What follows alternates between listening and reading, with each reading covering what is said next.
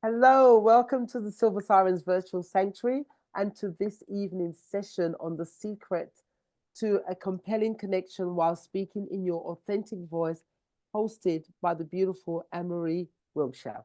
Over to you, Anne-Marie. Why, thank you, beautiful Faith.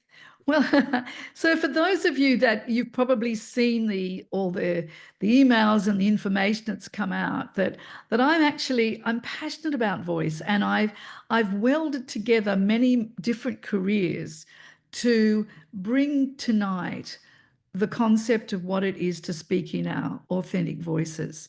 So I'm combining my experience as a singer, as a facilitator in organizations for over 30 years, for working in media, in television and radio and PR. There's so many different elements that create our voice.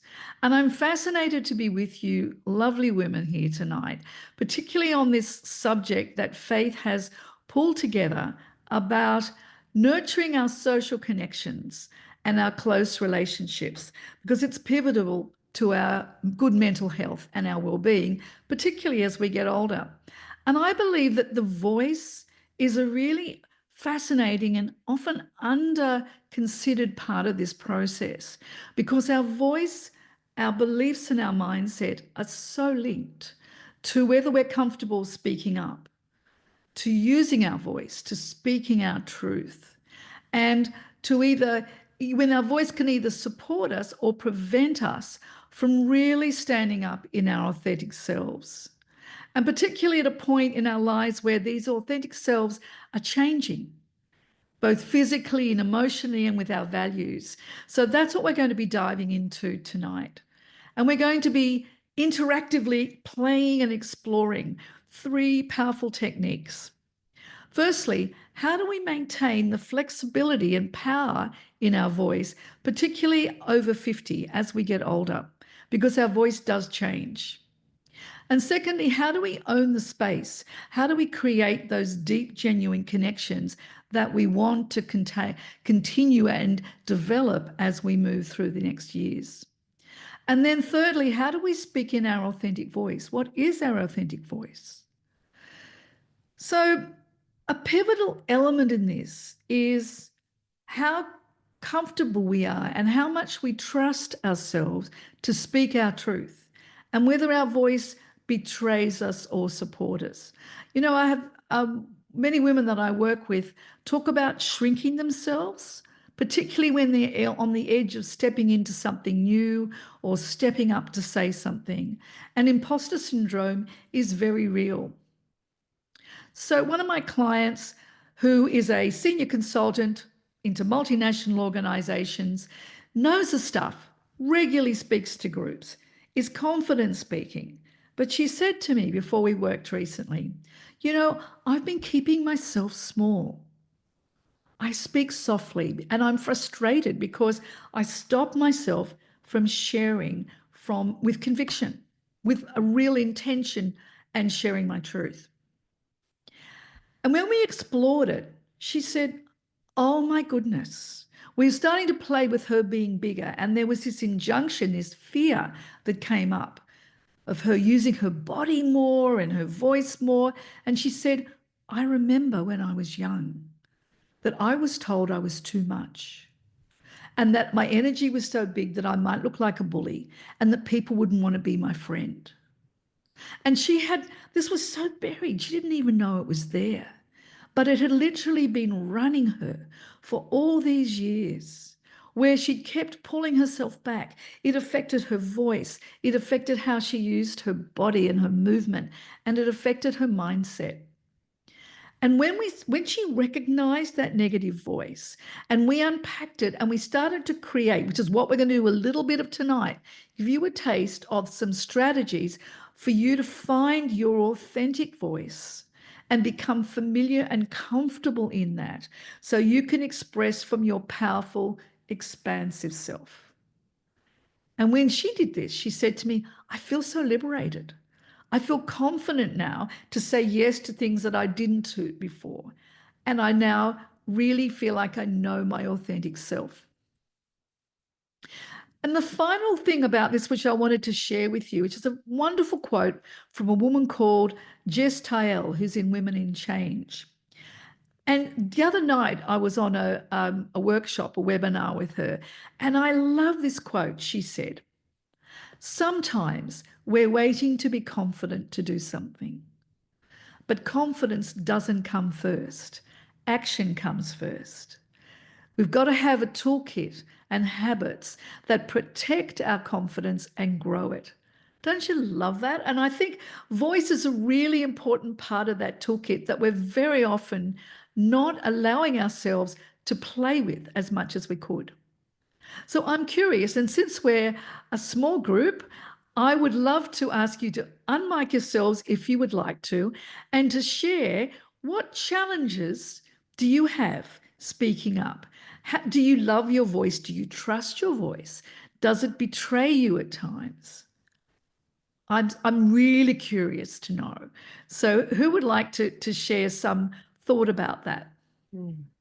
I can. Yeah, thanks, Cheryl. Yeah. I actually wrote down before you actually said it. My voice can be really monotone and soft, so people don't hear me.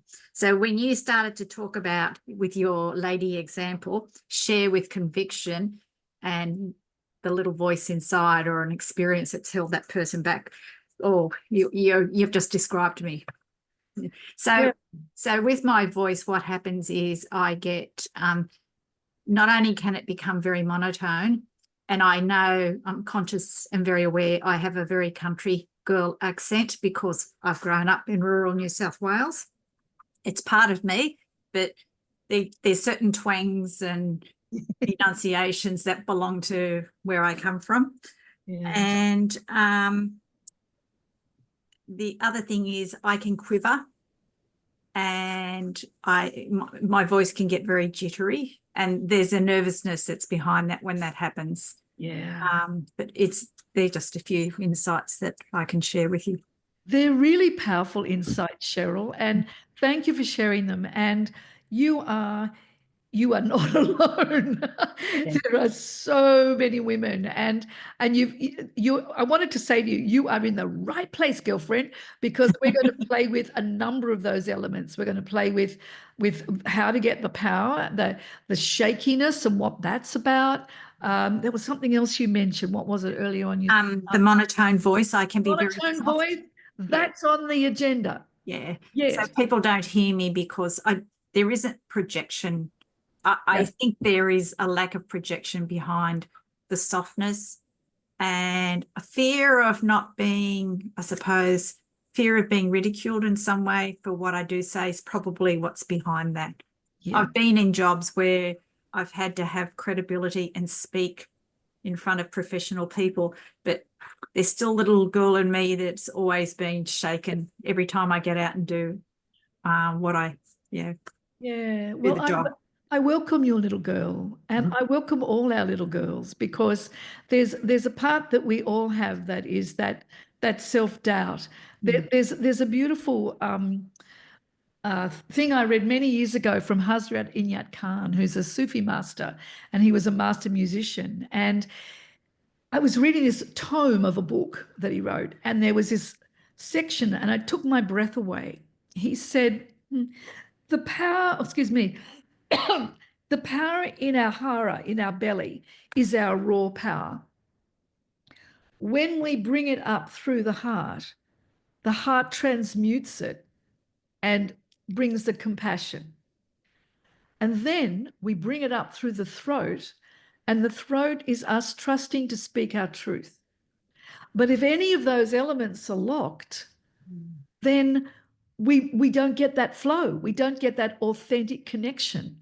So part of what we're doing tonight is actually getting that flow moving in really easy, simple, quick ways, so that you can actually tune to that whole of you, the raw power, the heart, and the trust, speaking your truth. Don't leave us now, Cheryl.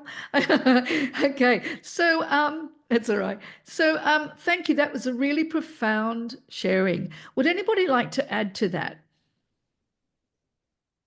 I can try. I haven't written anything out or thought it through kind of, but I think I know many years ago, I felt very strongly like my voice wasn't me. Like I wasn't really, it wasn't my authentic voice at all. I didn't feel connected to my voice in a way, but I've always had, I'm getting better as the years go by, and singing certainly helps. Yeah, it does. Get it out. But speaking, I was always nervous speaking, and I get really tense kind of around my neck, and jaw gets really tight, and sometimes I know I'm gripping like in my solar plexus and things. And even today at singing, I got a headache and really tighten my neck and everything. And I finally noticed, and I've done a lot of body awareness stuff over the years, but I kind of I grip my shoulders. It's like I'm holding on to myself in a way. And I let my hands go. I kind of felt into my hands more, and I let that go. And it was kind of I feel like I'm on a roll right now. Like I'm 71. Just lost a job. I'm just kind of wanting to open up, and I've been thinking about my voice a lot. I actually was thinking to do a drama class or something to try to, and I can project when I really try, but people often say, I can't hear, what'd you say? I can't hear you. Oh, Judy, well, thank you so much for sharing that, because I hear that you're on this kind of precipice, like opening up into this kind of new kind of journey in yourself. And again, a lot of what we're going to do tonight is around about releasing that tension and how you can work with that, because it's ironic that for many of us, we think our voice is like, you see women in their over 50s and they're CEOs and they speak like this, and they go, but that's just my voice. It's just my voice. Well, actually, your voice is a set of muscles. And the good news is, and we're going to play with this in a moment, the good news is that you can change the way those muscles operate. And the habits that we have that we think is who we are and how we sound is just that. It's habits. They're just familiarities. And we have the choice, once we know how, to shift that and come into who we are now. Because most people don't revisit their voice. The voice is formed by the time we're about 7. I did a program many years ago. I did a lunchtime thing on voice in an organization, and I was talking about this, and one of the women started laughing, and everybody's sort of laughing with her. And I said, what's the joke? She said, oh, everybody in the building tells me to shut up because I talk so loud. And I said, do you come from a very volatile, kind of passionate family? Oh, everybody, they throw plates and we yell at each other and then we all hug and make up, Whereas another woman was like really quiet because her mother had said, be a good girl and talk quietly. So she learned to talk quietly. But it doesn't mean that that's all we're capable of. It's just that we never considered what the options were. So we just modeled on what was around us. So now is the time, ladies, for us to choose what we want rather than just take what we got based on that modeling. Welcome, Jalinda. Welcome, Jill. Welcome, Chanel. Oh, I know you guys, Chanel. I remember you from one of those functions we were at. So I'm gonna jump on in now because we've got a feeling for where we're at, and I want to play with all of those things that you guys have just brought up. So thank you so much for being willing to contribute. We are going to start with the question of how to keep your voice sounding flexible, strong, and resonant as a woman over 50. As I've said, the muscles in our voice need to be limbered up. Just like we go to the gym, you wouldn't do a half marathon and never have warmed up and gone to the gym and stretched your hammies and your glutes. It's the same with our voices. So in a moment, we are going to go to Vibrant VoiceGym. So prepare yourselves and finish munching your food. So what's interesting is as we get older, our voices are actually that bit less flexible. And we might notice, and I find this too, that sometimes my voice gets really tired in a way that it didn't before, and you kind of get that, that's constriction. That says you need the gym and you need it now. So that's what we're going to start with. so we don't end up with little old lady voices or being in noisy environments and feeling like you're pushing your voice to be heard and it gets tired and hoarse. So the first thing we're going to do is limber up our whole range. And the reason is because when we don't regularly limber up our voice, we use a very small portion of it. This goes back to Cheryl talking about feeling monotonal, because there's lots of ways that monotone can happen. So what happens is that we end up using a very small range in our voice. But people who use their whole voice, media professionals, singers, they tend to use their whole voice. So the difference is, instead of only speaking here, for example, they're able to create more dynamic contrast. And when they're making an important point, they range their pitch up higher or come down low. But to do that intuitively and naturally when you're making a point, you need to be limber. So this is what we're about to do. Just check you're all mic'd, except for moi. Goody. And you have a chance. I'm going to offer you the chance to get some super duper feedback if you would like it once we've done this, but it's optional. So we're going to do this. We're going to go, right? We're going to start low. We're going to go up high and we're going to come down again. And the good news is there's no right or wrong way to do this, because it's like your hammies and your glutes. If you stretched your hammies and glutes and they were tight, would you say, oh my God, I failed as a human being? No, no. You would say they need more stretching. So if your voice sounds like this, it just means it needs more limbering up. Okay, it's not like, oh my God, I'm so embarrassed, I'm a hopeless human being. Okay, so here we go. Sirens. So I'll do one and then you do one.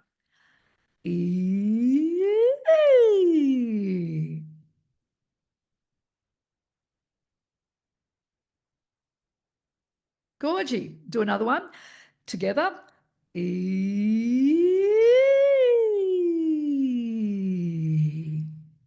Good. Now notice whether your head thinks it's controlling the pitch. So if it goes, or if you want to stand up and then sit down, you know that you're overworking. And this is the beauty of voice. This is what I love. You know, I talked at the beginning about tonight being about spaciousness, flow, and ease. And the beauty is that as we do that in our voices, we actually do it in our whole being. So what you'll learn is it needs less of everything. Needs less effort, less push, less air. So now let's imagine that our sirens are like a silk scarf. And Jill, yes, you're off camera, but you're right there. Fantastic. When classes in movement, excellent breath, beautiful. Oh, look, aren't you a star? Great. Thank you so much, Jill. We look forward to your comments. Okay, so let's imagine that we've got a silk scarf and it's very, but our head stays still because the only thing that changes the pitch is our larynx moving up and down. Okay, here we go. 3 more.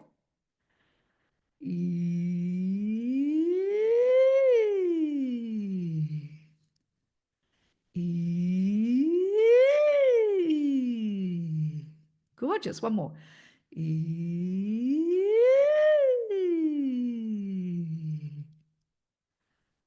Lovely. Okay, so what did you notice? Let's do it and open the mics. Questions, ahas, thoughts? It's interesting not moving the head, isn't it? Because I feel like the noise is going to be less powerful, but it actually wasn't. Yeah. You know, keeping the head, it was actually more powerful not moving the head up and down. So that was quite Isn't interesting. that fascinating? Yeah. It's that container.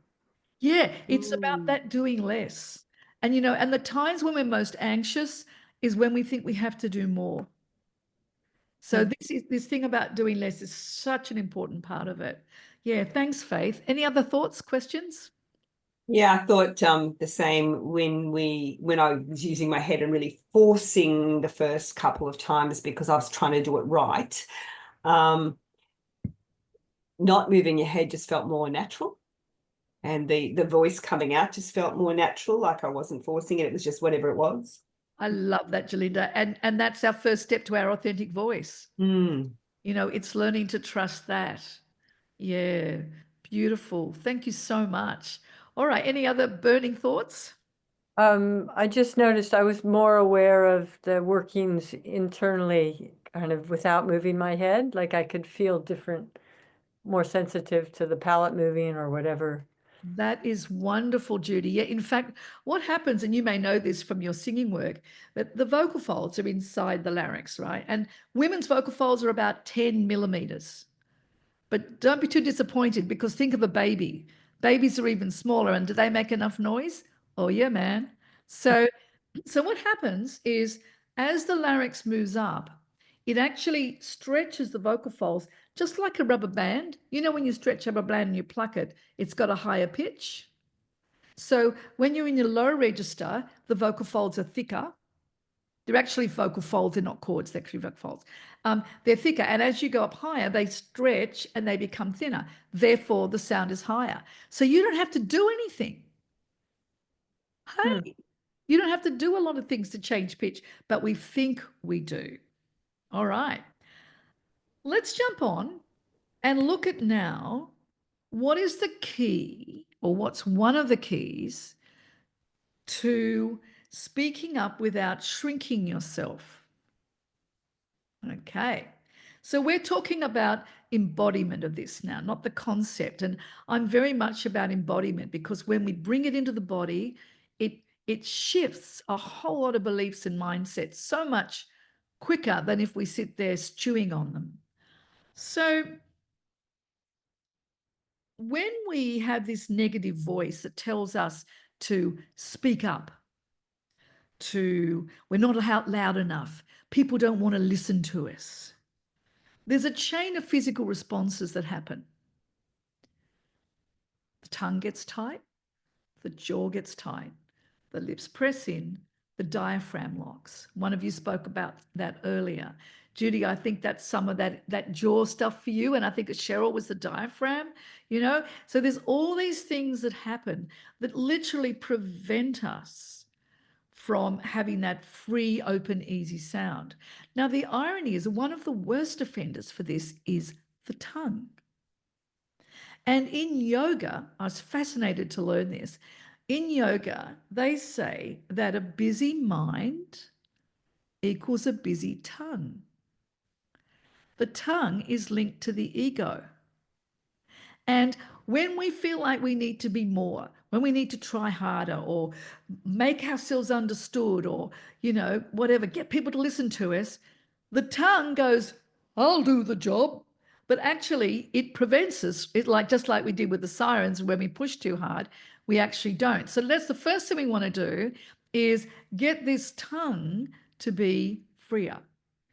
Because when I've done these exercises with clients, they often say, oh my God, it's like I'm speaking with a handbrake on. And whenever we feel concerned about speaking up, that constricted tongue, it pulls back and down. And as a result, and I don't know if any of you have had this feeling, part of you wants to be out there, right? You go, come on, I can do this. So you're pushing yourself forward, but that little shy part or that anxious part that's connected to the tongue is going, oh, no, you don't. So you're kind of going out. No. Anyone had that feeling? It's a really interesting experience where part of you feels like you're going forward, but the other part of you is actually pulling you back. And when you do that, you're going to find your voice feels really strained and it will get very tired very quickly. So we are going to do an exercise to untangle your tongue. And the one we're going to do tonight, I call speaking in tongue. There's a whole set of exercises that I do from Feldenkrais that is brilliant for this. But this baby, if you need to move fast, this will get you there, okay? So what we're going to do is, I'm going to pop up a slide, and we're going to speak with the tongue out the whole time. Yes. Now, I think we'll just agree with Faith that this part will not go into social media. Faith, can we do that, darling? She's laughing. Don't make me cough. Yeah. So we can go for it here, but know that only we will see this. Okay. So what we're going to do is, let me pull up the slide we're going to do. Be mindful. Where's my share? We go here, and we're going to, great. We're going to go that one. This is a quote from the darling Brene Brown. Can you guys see that? Just the thumbs up or something? You can? You can't? You can't. Oh, okay. Give me a second. Stop share. Are you seeing anything? No? Okay, let me try it again. It was just a few lines were there. I don't know if it was the whole thing. Oh, maybe it was too big. Yeah. Okay, hold on. Okay, so it should only be a few lines, but I'll just, okay, now, oh, hold on. It's probably because I'm on two screens. How's that? Or is that better? Can you see it now? That's it. Yeah. Hey, I cracked the code. Belonging I to- cracked the code. Keep it on the short, small machine. Okay, great. So now we're going to speak with this. So it's going to be fully belonging doesn't require you to change who you are. It requires you to be who you are. Be you, be here, belong. Okay, so I've lost all dignity now. So let's do that 5 times. But first of all, before we do that, with you staying mic'd, muted, do it a couple of times just normal. Okay, so do it a couple of normal times. Run it through in your own time.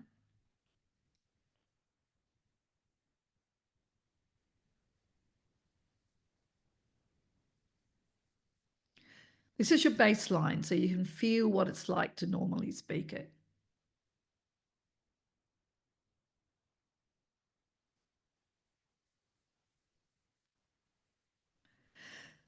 When you finish now, you can go 3 times with your tongues out and notice if your tongue wants to pull back in and what sounds it wants to pull back in on. Okay, here we go. True belonging doesn't require you to change who you are. It requires you to be who you are. Be you, be here, belong. True belonging doesn't require you to change who you are. Faith. It requires you to be who you are. Be you, be here, belong. Okay, one more in your own time. I'm just going to watch your tongues there. Oh, Faith keeps going inside. It's very recalcitrant.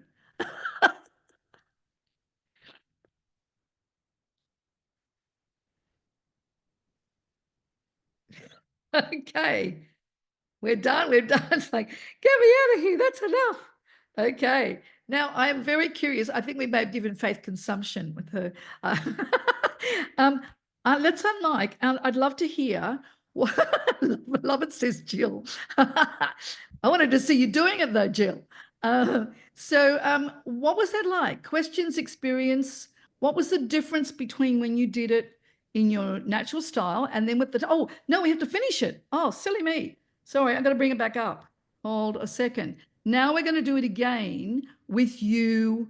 Here we go. Got it. Now we're going to do it again with your tongue in your mouth. Okay, so now let's feel the difference between the first one. So in your own time.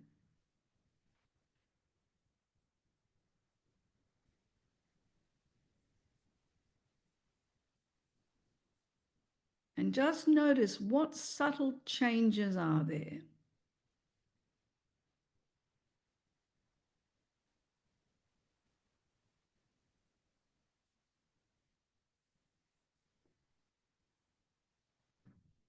Okay, so I'll stop sharing. All right. Thoughts, questions, revelations? I felt like my mouth was moving more when I went back to my normal me after the tongue exercise. That is great, Cheryl. Yeah. And you sound really clear. Jill, you found the same? Yeah, I found that I was speaking more clearly, almost like articulating the words better. Exactly. Yeah. Isn't it extraordinary? Yeah, I know. And there, I mean, there's more exercises that I can give you. And in fact, the tongue and the jaw are in a codependent relationship. You know, don't tell anybody. So if one of them's tight, the other one's tight. So Judy, if you've got tightness in the jaw, you'll have tightness in the tongue most likely as well. And then we can do lots of things with we can do a lip one where we do a Madonna kiss and then a chimpanzee smile and go back and forth. And then go, wee, wee, wee. Great. And now go, you will, you will, you will. You will, you will, you will. Will you, will you, will you? Yeah. Now, the funky thing about this is there is research that shows that how much flexibility we have in the muscles around our mouth and in our cheeks decides how much emotional intention is conveyed in our message. Now, if you've ever had anybody who you were maybe working with or someone in the family that said, oh, I had a really bad weekend this weekend. And the next weekend they go, oh, I had a really good weekend this weekend, but it sounds the same. Do you know people like that there's not very much difference? You'll often find that they're frozen around here. So when we use that, when we really move those muscles, we're actually opening it up so that the nuances in our meaning come through. Jill, I have quite a few people here in the house right now, and I got some weird looks. I'm enjoying this. How I felt, I've been teeth grinding. Yes, this is great, Jill. I feel like I know you by proxy. This is a brilliant thing to do for those of you who have grinding your teeth at night.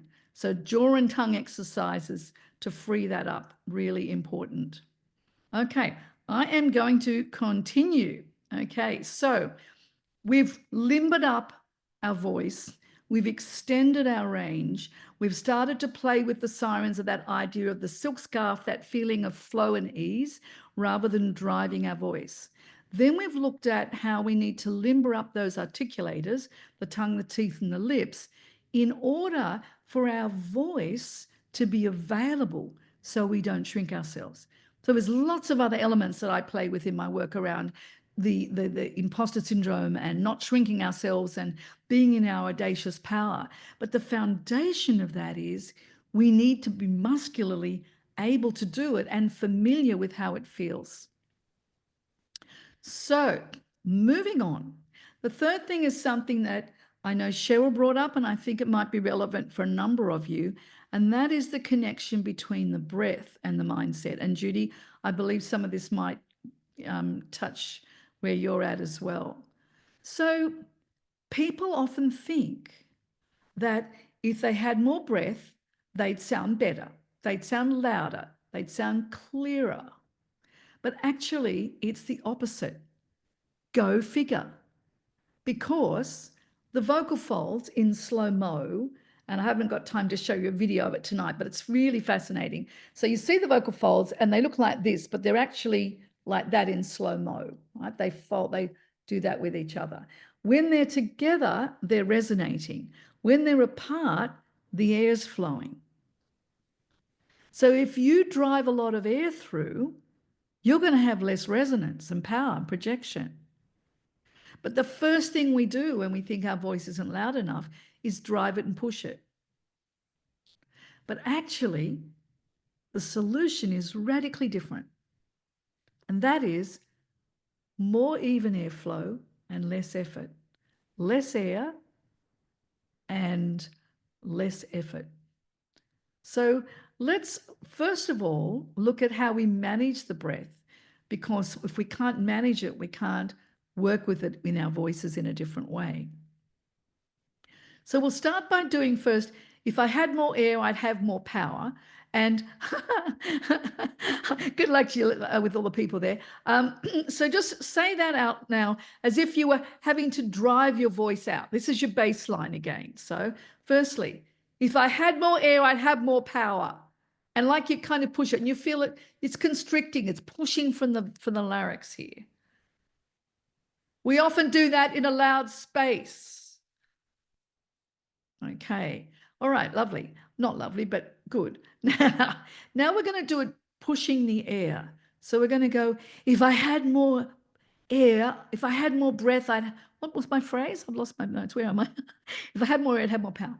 If I had more air, I'd have more power.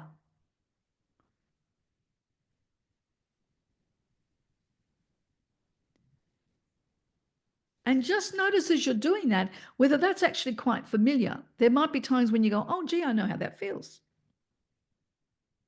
But in actual fact, it didn't give you more power, did it? So now let's do a practice that some of you might be aware of. Have any of you heard of box breathing? Great, fantastic. So whether you've heard of it or not, how often do you use it? It is a fabulous process. Again, what I'm giving you tonight is the quick starts, the things that with just a minute or 2 minutes, you can be ready to step up and use your voice more confidently. So we're going to do box breathing, which is breathing in for a count, let's say 4 or 5 or 3, whatever works for you. Breathe in for 4, let's say. Hold the breath for 4. Breathe out for 4. Leave the breath out. Retain the breath out for 4. Let's do 3 rounds of that.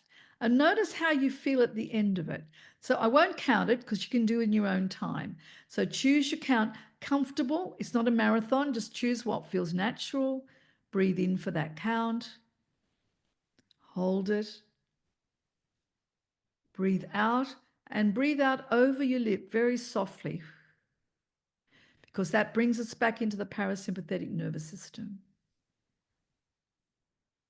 Leave that breath out for that count. Jalinda, just bring your posture upright, lengthen your neck. That's it. You'll find it easier to get that deep breath. Chanel, bring your chin down. A bit more. That's it. Otherwise, you won't get a deep breath. So 2 more in your own time. So what we're doing is we're reminding ourselves to come into the parasympathetic, the ease, the relaxed state, rather the sympathetic, which is stress and the anxiety. And when we come into that parasympathetic, we're going to access our thoughts more easily. We're going to come closer to our authentic selves.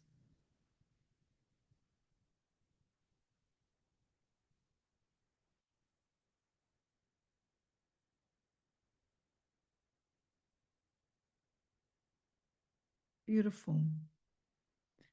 When you finish that, just put your hand up or something so I can tell.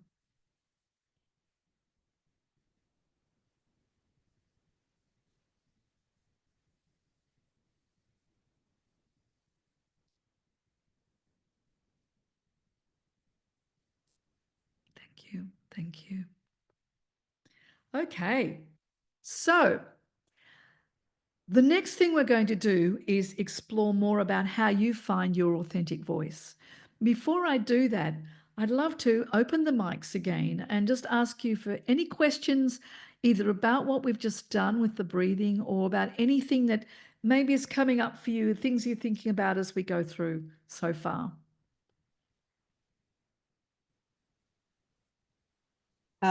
The box breathing that we just did, I learned that a few years ago with some speaking training that I had in response to when I speak really passionately, which I tend to do about topics, I get like puffed. Yeah. I come across as not taking enough breath. So I'm much better at pausing these days, but I used to not know when to pause, and it'd just be, and you know, I think sometimes that happens when you're doing a speaking gig because you're mindful of the time too, and you're trying to fit maybe too much into the time rather than pausing. But that box breath just settles you before you start. I find that really works. It's almost like removing some of the anxiety. It does. It removes a lot of the anxiety. And I have a number of routines I put together for my clients that are for how to prepare, so that you've got a little toolkit of things like the box breathing that mean that you're ready. And remember too, so I absolutely agree with you, Jalinda. And a lot of this is about you becoming familiar with it. So for you, when people go, well, how am I going to stay in my authentic power? when I get really nervous, when I forget what I'm going to say, when the audience is intimidating, whatever it might be, or I don't know the people, like it could be in a networking or it could be in a work context. And really the answer is to do these things often enough that they become your new normal, so that you can step into this place readily whenever you need it the most, or drop back into it when you're in the middle of a speech, like Jalinda's saying, and you find yourself getting, huffy because you're bringing your energy up rather than dropping it to your hara, to your power, and you're not allowing yourself that space. Because I believe that in terms of the pausing, it's not just it's good to pause, power of the pause. It's what happens inside a pause, because there's some really exciting things that happen for us and that happen for the people that we are speaking to inside that moment. But for now, I'm going to keep on going because I want you to play around a little bit more with that authentic voice. So thank you so much. Judy, you had your mic. Oh, no, did you have a thought? No, it's okay. All right, cool. Any other thoughts, philosophical points you'd like to bring up? Jill, did you want to type anything? Okay, so let's look at how I've talked a little bit about that mapping yourself in the zone. And there's lots of different elements to this. There's the breath, there's how you move your body, there's the rhythm that you speak in, there's the dynamic pitch variety. There's so many elements that are your imprint of your authentic voice. But we're going to start by coming back to the work we did with the sirens. And let's look at, where does your voice sit when it is most comfortable? Okay, so in a moment, I'm going to bring up another slide. We're going to play around with the idea of speaking in your low voice, speaking in your middle voice, or speaking in your higher voice, which Cheryl will come back to the point of monotone, which a lot of people experience, but also about where your power zone is, because it may not be where you think it is. So we'll talk about that in a moment. So I'm going to bring up another slide, and it is sharing.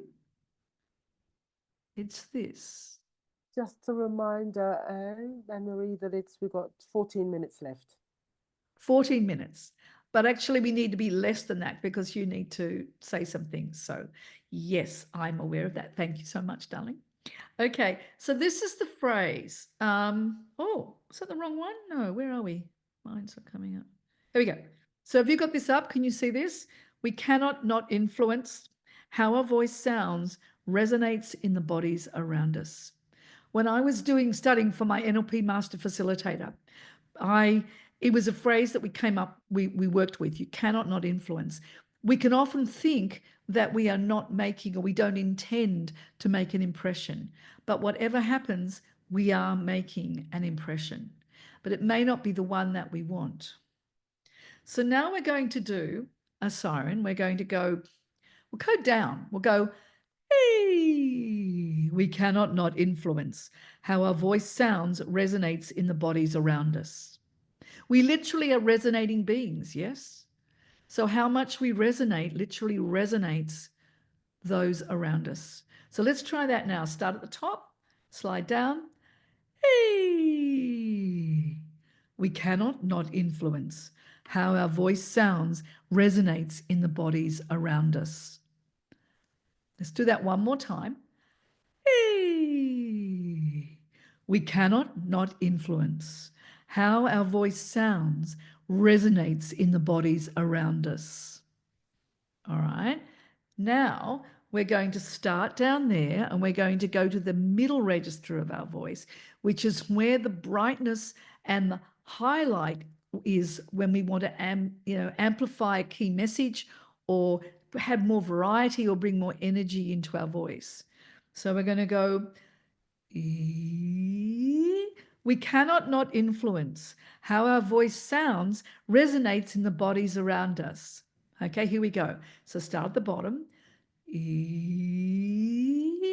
We We cannot not influence how our voice sounds resonates in the bodies around us. Let's do that one more time. Notice how it's different from the lower range for you. It might feel better, it might feel worse, or less familiar, I should say, not worse. We cannot not influence how our voice sounds resonates in the bodies around us. And we're going to just go up one more now. We're going up to the higher register, which we don't want to use a lot, but some of us go there when we're nervous. And we get really caught up here and we can't seem to get out of it. You know that feeling? It's really traumatic. You get stuck. So we're going to practice going up there and then coming down. So starting at the bottom. We cannot not influence how our voice sounds resonates in the bodies around us. Let's do that one more time. We cannot not influence how our voice sounds resonates in the bodies around us. Okay, now let's bring it down to the middle. We cannot not influence how our bodies sound resonates in the bodies around us. That's voice, sorry about that. Again, we cannot not influence how our voice sounds resonates in the bodies around us. And now let's go down to the low range again. We cannot not influence how our voice sounds resonates in the bodies around us. Okay, it's a curious practice, isn't it? How was that for you? What did you notice? Who found the low range felt most comfortable? Okay, who found the middle range felt most comfortable? Yeah, great. More light and shade in the middle. There's more light and shade, that's right. And very often, I mean, we want that lower range, so we want a bit of Penny Wong. A bit of Penny Wong, you know. It sounded more sincere, lower. Yeah, and it'll have the gravitas. So, you know, there are times when we really want to go there. Yeah. Sometimes women stay there too long or they go a little bit too low. So that exercise is about showing you, where is it for you, for your authentic voice?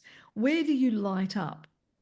Now, if you're monotonal, then if you lean to that sometimes, you want to move back and forth. You want to have that flexibility and bring it into that middle so that it's got a bit of the brightness and the lower part to make your point. Yeah. So it just depends. You might need to come up and be more flexible, or you might need to bring it down so you've got more of that credibility factor. Yeah. Any other thoughts or questions on that before we do a final wrap? Chanel, did you have a question?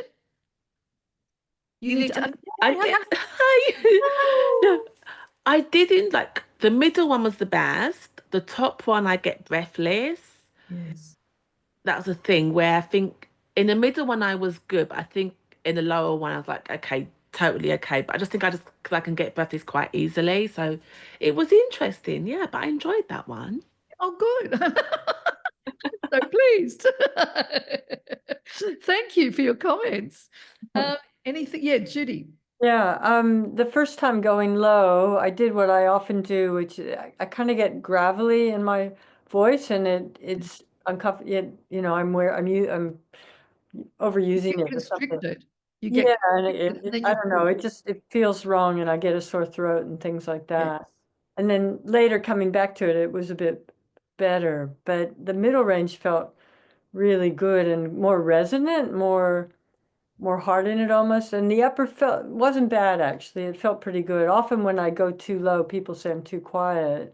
So Yeah. I know I'm low. So I'll try to go up higher, but then I'm really straining, you know, it's like. Yeah. So That's great, because in that middle to upper register, we can get something that's very valuable, and that's the twang. Now, Cheryl talked about twang earlier. Twang's actually a quality.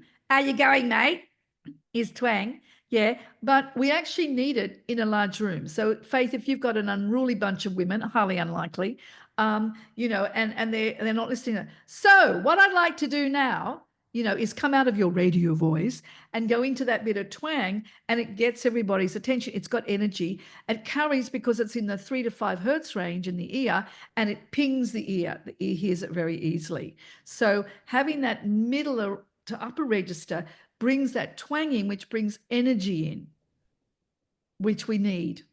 So the message from all of this tonight is about flexibility and choice, that your voice is a set of muscles. You have a choice how you use it. The more often you go to Vibrant VoiceGym, my company's Vibrant Voice, that's why I call that. And the more often you do that, the more often you will find your voice able to respond in those more challenging moments, and the more familiar you will become with that more open, spacious, resonant quality in your voice, so that you do step up. You do feel confident in any situation to speak your truth with intention and really deeply connect with people, because you're not battling your own demons about actually speaking. And it takes that, it's regular people. It's like the gym. And Faith will be putting in, actually I can put in the chat, Faith, if you like, but also it will be going out with the video for those of you that are watching the replays, my 10-step voice guide, which will give you more of the exercises and the strategies that you can use for this. So feel free to do that. I'll just pull it up now. And what I wanted to say too is, and you'll see it in the voice guide, 20 sirens a day. 20 sirens. Yay! That's one, right? Walking the dog in the shower, when you've dropped the kids or the grandkids off, in the park. I dare Jill to do it sometime with all the people around. I think you did do, didn't you, Jill? So, yeah. So our voice conveys rapport and compassion more compellingly than the words we use. So what we're doing tonight is giving you the skills, the tools for that compassion, that compelling message you want to share, your heart, your power, to be there when you really want it the most. So thank you. Thank you for playing. Oh, look, I'm on time. Oh my God. Amazing. Thank you for so much, guys, Oh, for that was turning up and amazing. being so active and going for it. It's so beautiful to be with you all. Yeah, what a wonderful bunch. It's so good. Thank you for being so interactive. Thank you so much. Any last words or any last questions for Anne-Marie before we finish off? Just thank you. Yeah. Wonderful. Yeah, it was really beautiful. Fantastic. Okay. Thank you so I have much. a question. Oh, Yeah, go, Cheryl. Yeah, I'm interested to hear a little bit more about our hara and the power, our power. Yeah, well, that's the raw power down there in our belly, in our navel area there. It's the energy. But some people, they're all about that and their heart's closed. So that the heart energy, according to Hazrat Khan, is that it comes up and it transmutes that raw energy into a more empathetic, compassionate, full spectrum of emotion. Yeah. We could talk more. Give me a call. I'm just going to check if there's anything else in my notes, but go ahead, Faith, you talk. No, I'm good. You just finish off. It's all good. Let me see. 3 good minutes. I can hear my dinner in the background, so. Oh, lucky you. I think we've just about, we've covered it all in different ways, it was beautiful and organic, but I'm going to put the in chat the link so you can click on that too. Yeah, go for it. Okay, that brings us to the end. We're done. So thank you all. Thank you, the beautiful women, for joining us live, and all those that are going to watch the replay. I will share the resources from Anne-Marie, and hope to see you next time. So our next session is on Saturday, our book club. So it's actually an amazing book. So come and join me for that. Okay. There's the link. Yep, great. You've got that. I will Click share on all that. of that. That's great. I will share all of that in the replay. So don't worry if you don't grab it. If you want to grab it, do so. If you don't, it's all good. Okay. Appreciate everyone that shows up live. It makes a massive difference for us to have someone to play with. So appreciate you. And of course, we appreciate those watching later as well. Thank you so much, Jodie, Chanel, Jalinda, Cheryl, Anne-Marie, and oh, she's jumped off. Jill jumped on. Jill as well. Thank you, thank you, thank you, thank you.